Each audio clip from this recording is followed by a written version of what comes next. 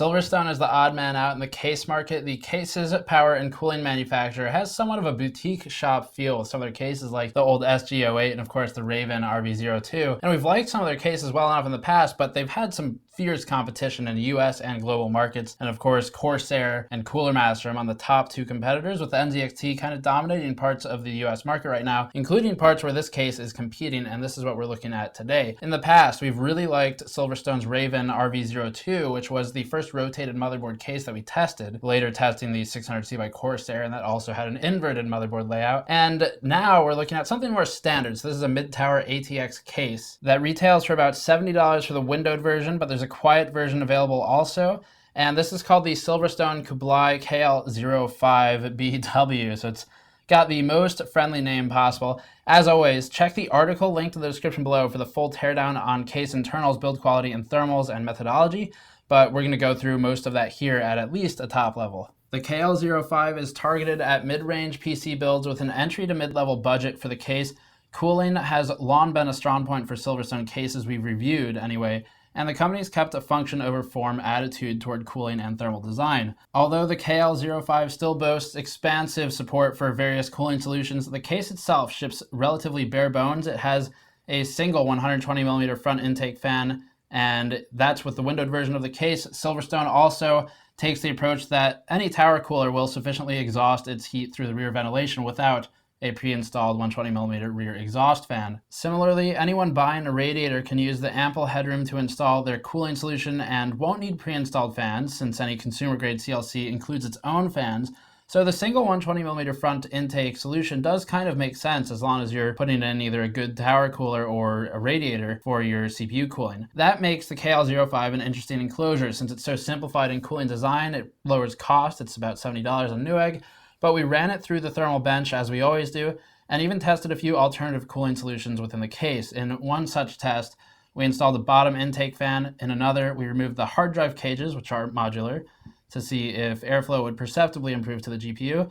And then we also did that with a bottom intake fan installed. Our test methodology is entirely defined within the article linked in the description below. Let's run through the thermals before digging into the build quality, ease of installation, and cable management. CPU thermals for the SilverStone KL05BW landed at 41.7 C delta T load when in the stock configuration, making it cooler than the Fantex P400, the Roswell Gungnir, and marginally cooler than the S340, but not quite as low as the 600C, which is still at the top of the bench. Here's where it gets a little more interesting. Removing the hard drive cages drops the thermals to 40.8 Celsius, so just under 1 Celsius difference, and that'd make it a worthwhile endeavor if you legitimately had no use for the cages if you're running an SSD only. Adding a rear exhaust fan, something that seems obvious in a stock configuration choice, actually does little to impact cooling compared to the marginal added investment and drops thermals to 40.3 Celsius or 40.43 Celsius from 41.7 Celsius, which isn't much of a gain for the extra fan cost, so it makes sense that SilverStone tested and opted out of that setup for the stock configuration. Moving that fan to the bottom intake port sees a reduction to 40.40 Celsius, effectively the same as rear exhaust, but that's all for the CPU cooler, and doing things with GPU thermals actually impacts it a bit more. The KL05 stock configuration runs the GPU pretty warm at 59.5 Celsius behind every other case on the bench, but adding a rear exhaust fan doesn't really do much to help either. So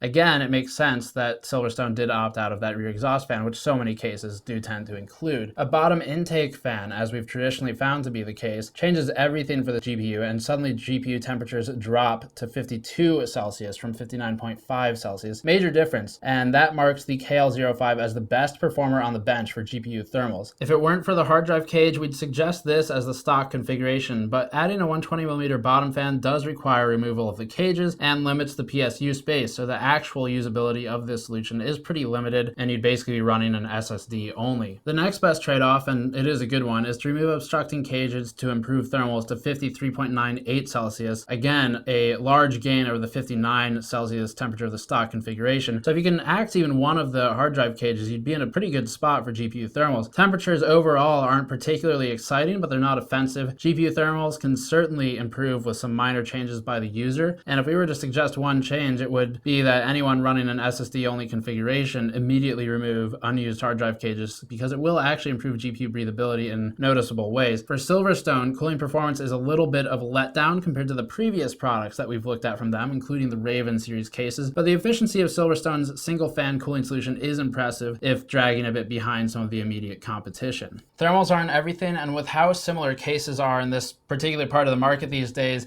it's really important for build quality, ease of installation, and cable management features to be at their top class for every product, because between things like the NZXT S340, the Corsair 400C, both of those cases flank this case in price. And then, of course, there's other competitors like the Rosewell Gungnir, which we weren't big fans of, but did just come out and is priced the same as this case. So it's a fierce market, and having those build quality and ease of installation sort of features at the top of the specs list are very important to building a product that's worth considering, since there's just so much saturation in the $70-ish case market. The exterior of the case is relatively inoffensive and plain, but it's got discrete stylization on the front panel. Silverstone uses thick plastics for the front and top panels, then the usual steel for side panels. The paint is consistently colored across all materials, which is kind of a rare thing in these $70 cases, and it's also got an easily removable front dust filter that allows for quick cleaning of the front intake, and also an easily accessible dust filter for the bottom and other relevant places. The top panel is one of the pieces that I'm most interested in with this case. So it can fit 240 and 280 millimeter radiators in that top mounting position, and radiators can be readily mounted above the chassis and within that large top panel, allowing for cleaner builds and isolated cooling. Now, the part that I have to reiterate here is that the top panel is very easily removed, and that's one of my favorite aspects of this case. Case disassembly is hard to get right, and being able to take parts off without snapping plastic clips is a win for Silverstone, something that other companies, Corsair included recently and NZXT in the past, can't always pull off correctly. Internally, a stack of hard drive cages sits atop the bottom intake port. Removing the cages would also allow for installation of a bottom intake fan for, of course, better GPU cooling, as we showed just a moment ago. Cabling is difficult to hide in the case, and this is the first case without a shroud that we've reviewed in quite a while, so we're not really used to showing the exposed cables from the PSU, but that's not a bad thing. Not every case needs a PSU shroud, and frankly, a lot of them execute the shrouds really poorly. Look at the Rosewell Gungnir for that. The lack of a PSU shroud in the KL05 allows for more traditional hard drive support, optical drive support, and reduced cost overall, keeping the case more evenly priced in the $70 bracket. But Silverstone could have done a much better job with the cable management. There needs to be a cutout, for example, above the PSU for access to the FPC, USB, and audio front panel headers. Instead, what we have is a forced pass-through with the larger cables, which positions the front panel connectors farther away from their destination on the motherboard. And that, coupled with Silverstone's use of traditionally colored front panel cables, the colored cables rather than the blackout cables, means that front panel connectors are plainly visible and pretty ugly. The pass-throughs for the 24-pin header are aligned well, though, and reasonably wide, and the EPS pass-through is also wide enough to accommodate most motherboard EPS 12-volt positions. Everything else is fairly standard. The build materials are sturdy and good. The modular hard drive cages allow for some level of cooling versus storage customization, and the optical drive cages exist if you really wanted them. The panel construction is really one of the best features of the case, especially this top panel, where it's deep enough to fit basically all radiators, except for maybe some of those Antec cooler ones with the pump mounted to the radiator. And it's also got the rails solution, so you can just screw it in, unscrew it, and then shift as needed, so there's no snapping of plastic alligator clips as we see on a lot of other cases.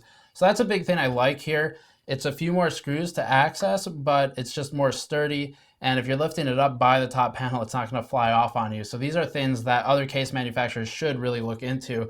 And then in terms of cooling performance is okay. It's not exciting, but if you remove those hard drive cages, the GPU performance improves so substantially, even just from removing the top cages, that it's actually one of the best cases on the bench and the best case on the bench in some scenarios. So if you only need a few hard drives, maybe 3 hard drives because it's 3 per cage, you could just get rid of that top drive cage and then use only the bottom one, and that would really substantially improve your thermals. In the $70 price range, the KL05 offers a well-constructed, minimalistically cooled enclosure to do battle with a sea of smaller cases with PSU shrouds, and those are kind of getting boring in some ways.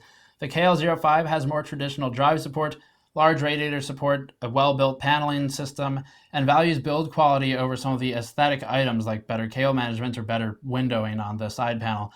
Now it's just up to Silverstone to start finding better names than the likes of KL05BW, KL05BQ, RVZ02, and things like that. But otherwise, we like this case reasonably. we would strongly suggest looking into things like the NZXT S340, the Fantex P400, and the Corsair 400C for cases within the $30 range of this one. But otherwise, it's really not a bad case if you like the look of it. As always, if you like this type of coverage, check out the Patreon link in the post-roll video to help us out directly. Links in the description below for the full article, review, teardown, all of that stuff. Subscribe if you like it, and we'll see you all next time.